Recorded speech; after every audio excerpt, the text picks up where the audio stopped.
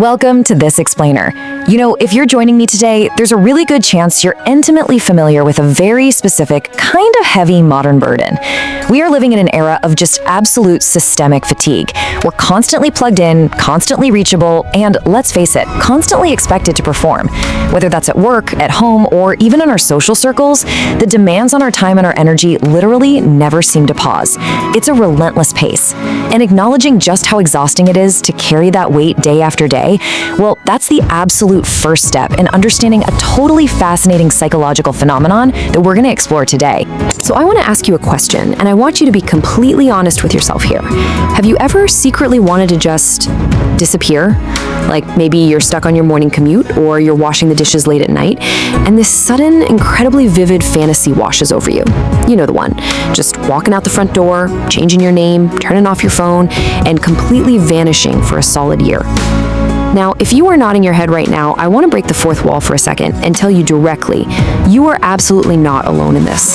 This fantasy is an incredibly common, widely shared, yet very rarely discussed secret desire.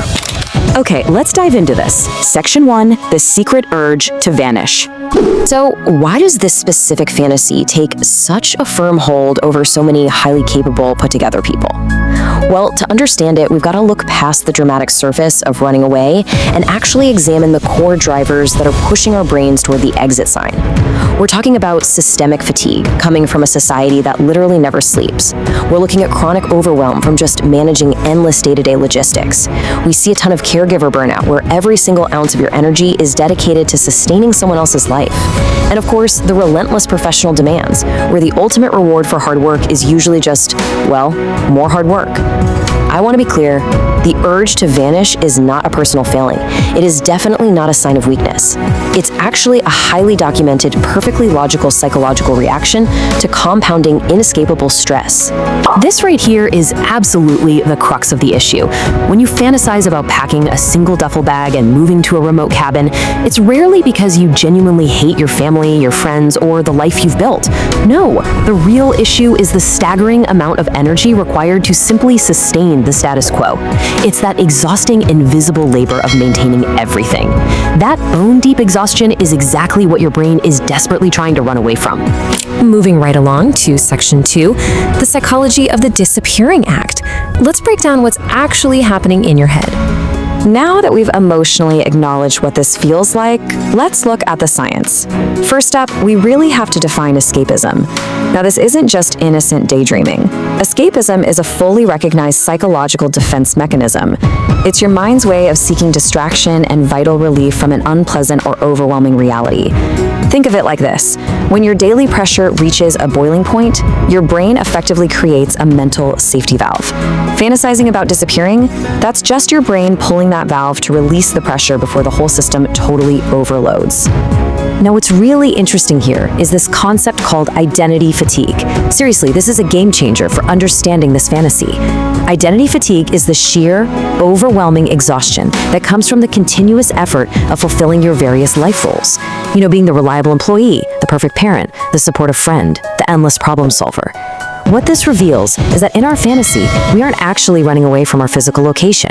We're running from the exhausting, demanding roles we feel forced to play every single day. Let's compare what we think we want with what our brain actually needs. Your perceived desire, that highly romanticized surface fantasy, is moving to a cabin in the woods and cutting off all contact. But look at the actual psychological need underneath it all.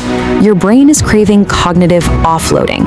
It is literally begging for freedom from decision fatigue.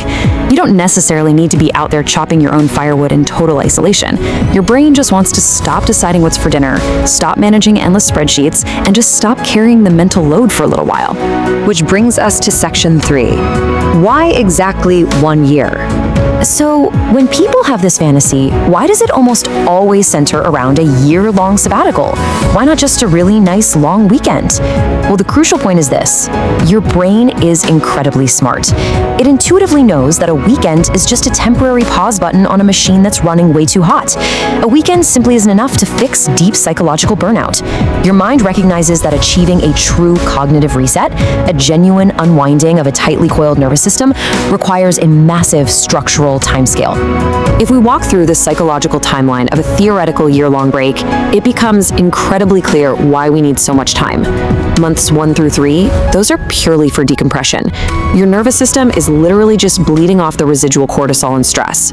It isn't until months 4 through 8 that the mind is finally quiet enough to experience true restorative rest. And only after that, in months 9 through 12, does the brain begin to naturally crave re-engagement and community again. The mind knows it takes months just to stop vibrating from the stress of modern life. All right, section 4, escapism versus a true reset. We really need to distinguish between merely hiding from our problems and actively fulfilling our psychological deficits. This breakdown brilliantly illustrates what's actually missing from your life when you want to run away.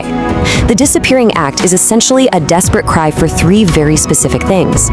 45% of the deficit is a lack of deep, unbothered rest. 35% is a lack of autonomy, just the simple freedom to wake up and decide what you want to do with your own time without any obligation. And the remaining 20%? That's identity separation. That's the need to exist simply as a human being, rather than a worker or a caregiver. But since most of us cannot legally change our names and flee to the mountains for a year, how do we address these needs in our current reality? Well, first, acknowledge the core deficit without any guilt. You're tired, and that's okay. Second, practice micro-cognitive offloading. Delegate some decisions, automate your meals, or, just refuse to be the family calendar for a weekend. And third, reclaim small pockets of autonomy. Try to find just 1 hour a week where you answer to absolutely no one, and do something entirely without a productive purpose. Let's move to section 5 and see how this all builds up. What your urge really means. I want to slow down here for a second and really let this realization sink in. The desire to disappear is a symptom of identity fatigue, a desperate plea for cognitive offloading rather than a true desire to abandon one's life. Think about that. This fantasy you've been carrying around, it's a diagnostic tool. It's like your mind's check engine light. It's telling you that the cognitive load is just too heavy right now, but it is absolutely not a literal life plan that you're somehow failing to execute. If you take nothing else away from this explainer today, let it be this. You are seeking a break from who you have to be, not where you are. The roles you play are vital, they are important, and they're deeply loved. But wow, they are also incredibly heavy. Letting go of the secret shame of wanting to disappear allows you to actually look at your life clearly. It lets you start addressing the burnout itself, rather than just endlessly fantasizing about the escape route. So I want to leave you with this final thought to ponder. You don't need a whole year to disappear to start giving your brain what it really needs. What is one thing, just one obligation, or one tiny decision that you can step away from today? Reclaim a piece of your autonomy right now, give your mind a moment of quiet, and please remember, you don't have to carry it all the time. Thanks so much for joining me on this explainer, and I highly encourage you to go take that break you so clearly deserve.